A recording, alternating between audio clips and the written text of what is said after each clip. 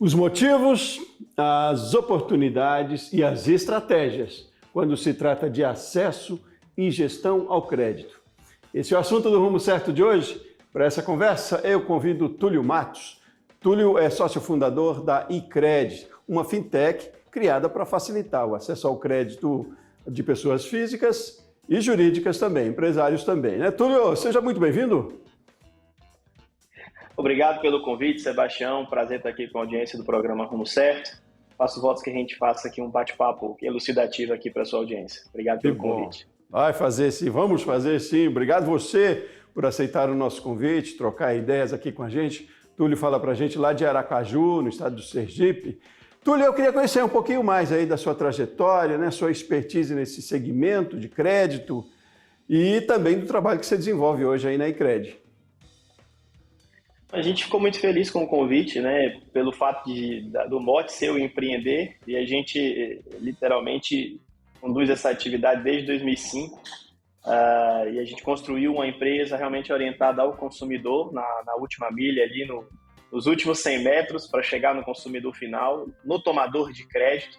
Originalmente a empresa ela se constituiu na forma de um correspondente bancário, né, de uma empresa que promove o crédito prestando serviço para diversas instituições financeiras, e na medida em que houve esse processo de digitalização, né, e que a tecnologia foi permitindo a gente automatizar determinadas rotinas e se aproximar do cliente com mais eficiência por diversos canais, a gente resolveu há uns 3 anos dar início à iCred, que é de fato a fintech, enfim, aí está atendendo clientes no Brasil todo, já são mais de 400 mil clientes ativos na base, né, tomadores ativos que estão na carteira com a gente. E é um trabalho que a gente vai aprendendo um pouco a cada dia, muito dinâmico. E aí vocês têm mais clientes pessoa física, pessoa jurídica, como é? Majoritariamente na física, a gente tem desenvolvido, tem no roadmap alguns produtos para pessoa jurídica, só que dado essa trajetória majoritária na concessão do crédito à pessoa física, a gente desenvolveu um modelo que hoje está mais próximo da pessoa física, né? Foram 18 anos ali orientados ao crédito consignado e a gente está desenvolvendo outras derivações agora no crédito à pessoa física. Mas é delicado se tratar de crédito, né? Numa situação que a gente vive economicamente com juros tão altos também, né? Mas o que você atribui a essa estabilidade em tão pouco tempo já da sua empresa? Foi perfeito a sua colocação. A gente tem essa preocupação, Sebastião, realmente de que a nossa proposta de valor, de fato, leve melhoria para a vida das pessoas, né? E que não seja só uma linha a mais de endividamento. Por isso a gente se predispôs desde o início a buscar uma linha de crédito que o trabalhador, enfim, que o consumidor brasileiro pudesse estabelecer alguma contrapartida que nos permitisse trabalhar com taxas mais baixas do que a média do crédito pessoal. O crédito pessoal no Brasil ele oscila entre 4% a 5% ao mês e a gente trabalha com taxas entre 1% e 2% ao mês. Então isso, de fato, de imediato, esse parâmetro é um dos parâmetros, né, para você decidir a tomada de um crédito, mas foi um parâmetro importante na definição aqui da empresa e naquilo que a gente está propondo para o consumidor.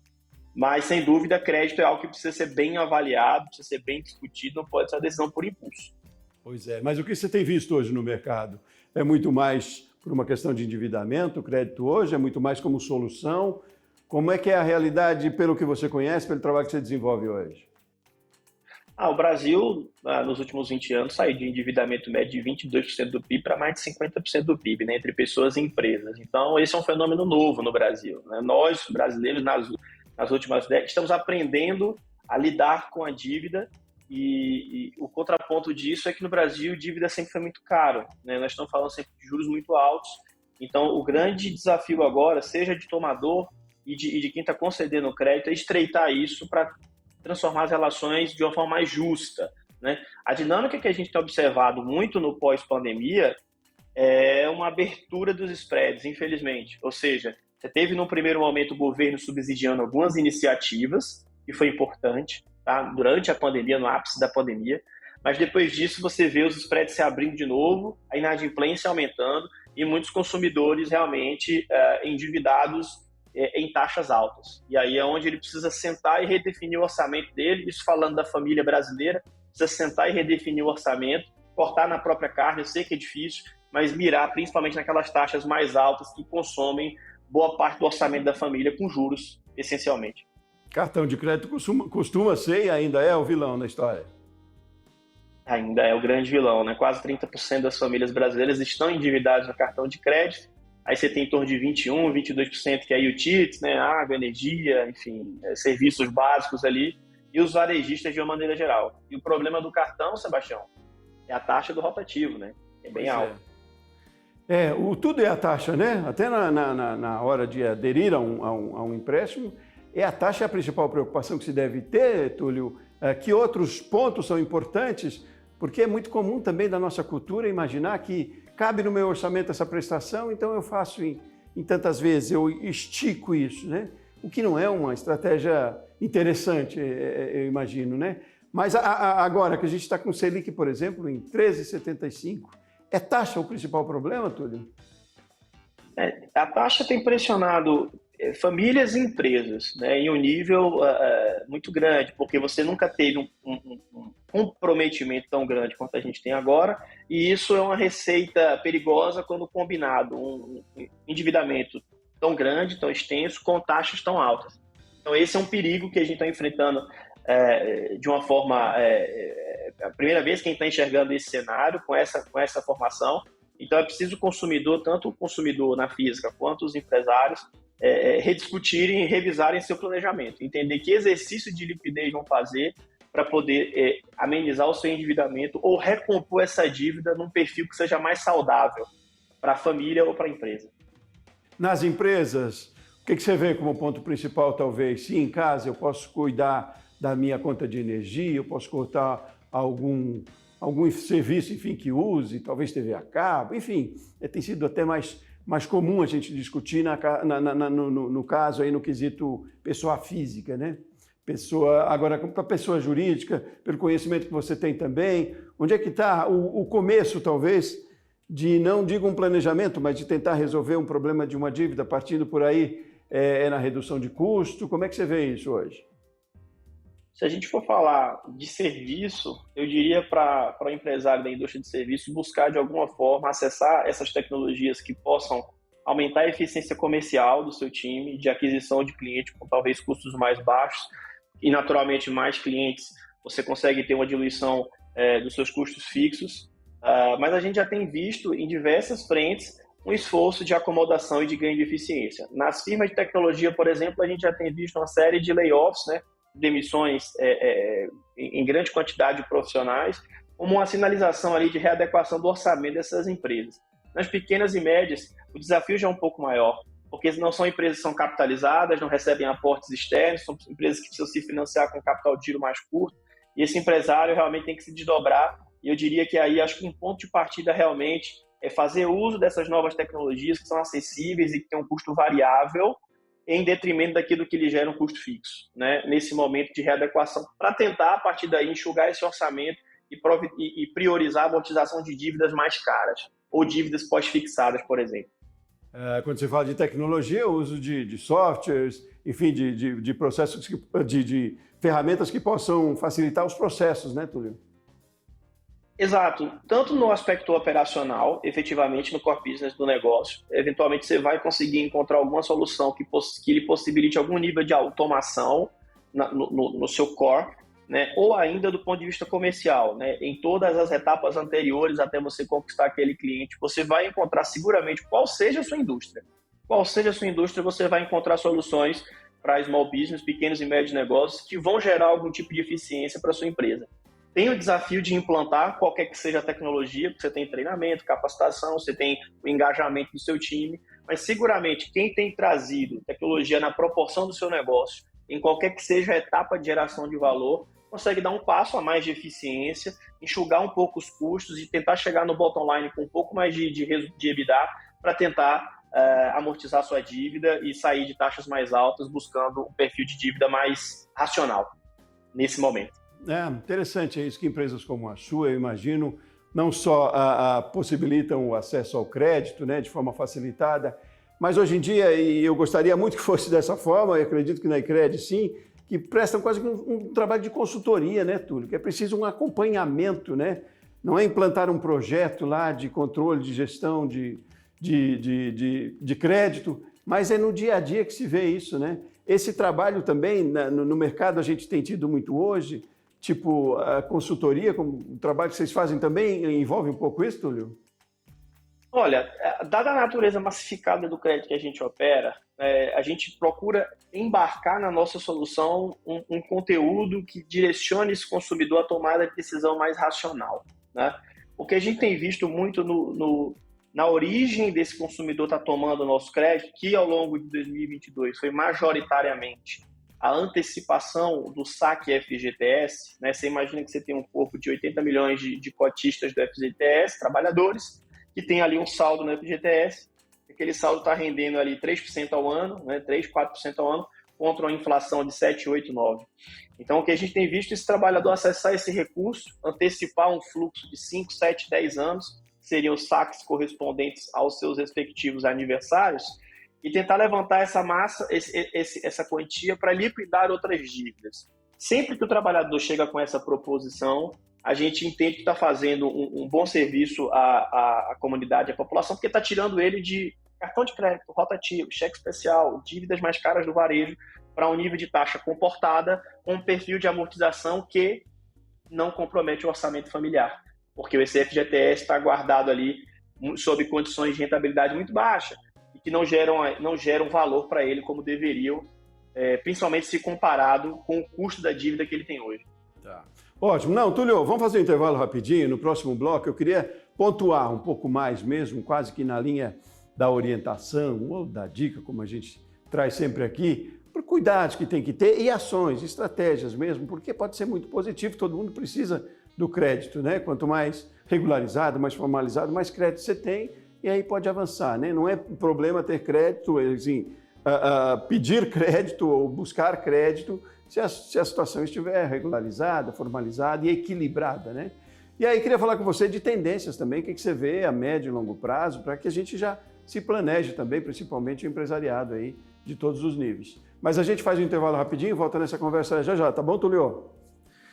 E você de casa também, aguarde conosco aqui, Rumo Certo volta já já.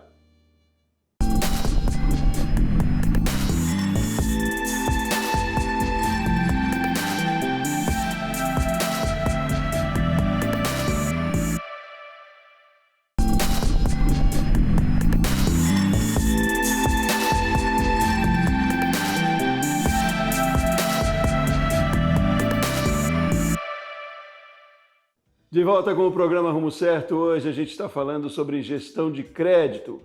E para isso tenho como convidado Túlio Matos. Túlio é sócio fundador da Icred, tem bastante experiência no mercado também. Túlio, como é que é esse mercado quando a gente fala da segurança até de pessoas e de empresas na hora de pedir o crédito, né? A gente sabe que tem muito oportunismo também no mercado e a gente numa situação às vezes que precisa do crédito por uma dificuldade acaba quase que botando os pés pelas mãos aí, né? Como é que é essa situação também? Que orientação, que dica você diria pelo conhecimento que você tem? Bom, acho que você trouxe um tema importante, né? Principalmente quando a gente está se aproximando de datas comerciais, datas festivas, o consumidor ele se vê muito bombardeado por uma série de ofertas e de promoções, o que é legítimo do varejo, principalmente, propor isso. Só que tanto a pessoa física quanto o empresário ele tem que atentar para a idoneidade desse fluxo de contratação, né? Que linha que você está contratando, com quem que você está interagindo, principalmente se for pelo meio digital, né? A tecnologia trouxe para a gente acesso a um pool de ofertas descentralizado. Hoje você pode estar em São Paulo contratando uma oferta de uma firma que está no Amazonas, por exemplo.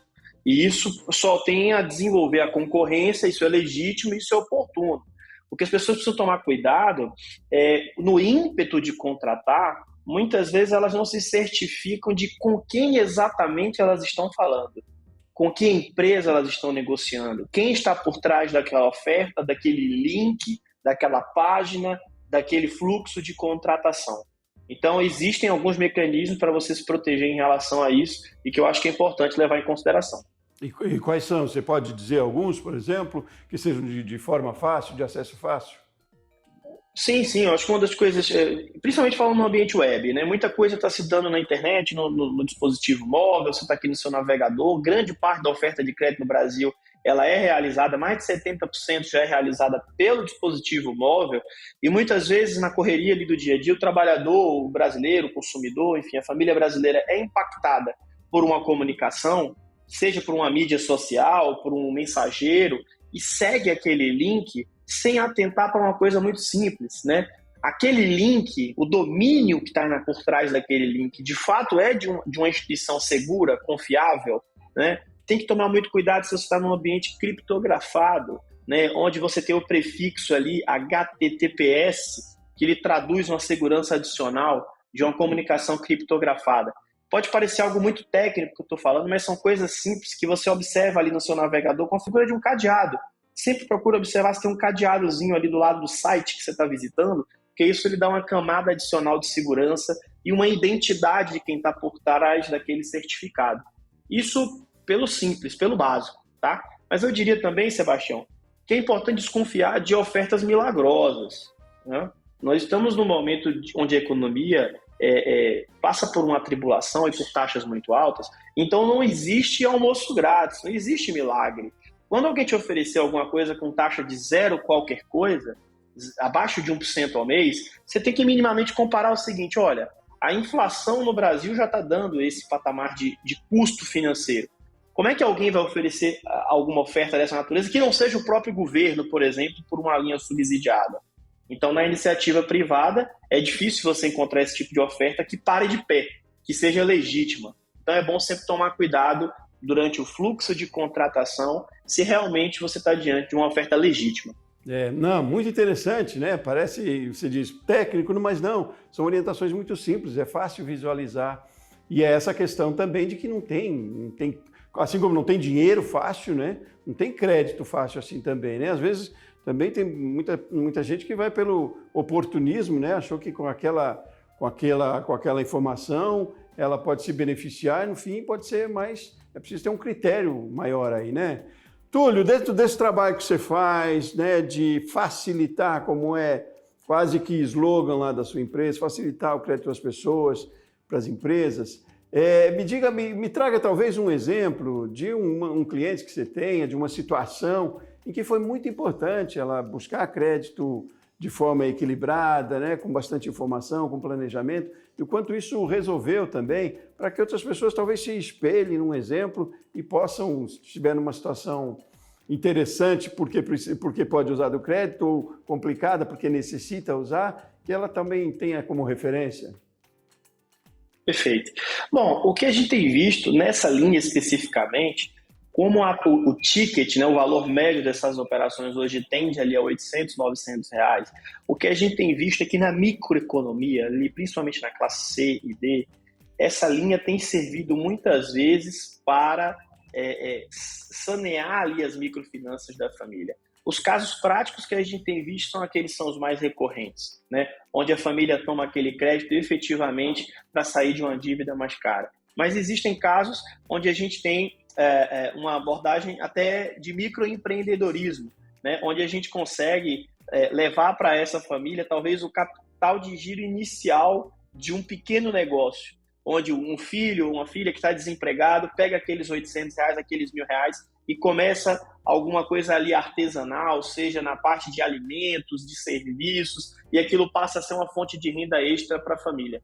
Esses são os casos em que a gente se sente mais feliz. E, naturalmente, aqueles que resolvem outros problemas críticos da família que estão ali comprometendo a dinâmica familiar. Mas acho que o principal exemplo é esse. Aquele caso onde você consegue, com uma pequena linha de crédito, abrir uma fonte de renda extra na família por meio de uma iniciativa de microempreendedorismo. É muito importante pensar o crédito por essa forma, né? É claro que pode resolver uma situação enfim, por N motivos, né? Não cabe julgar por que alguém chegou a uma situação de endividamento. A gente vive numa questão social também tão complicada ao mesmo tempo, né? Numa instabilidade econômica, né? Mas muito curioso ou muito interessante que a gente traga isso enquanto oportunidade mesmo, né? É desafio empreender todo dia e o crédito pode ser uma grande oportunidade para alavancar os negócios, né? Mas aí volta-se aquela questão, é o planejamento que vai definir tudo, é a busca por conhecimento, né? Agora você vê uma tendência um pouco nesse sentido, a gente está tendo empresários trazendo aqui para micro e pequenos mais com essa preocupação, mais preparados, buscando crédito mais para soluções, para alavancar talvez os negócios? Há uma tendência de melhora nesse cenário enquanto iniciativa do empreendedor, Túlio?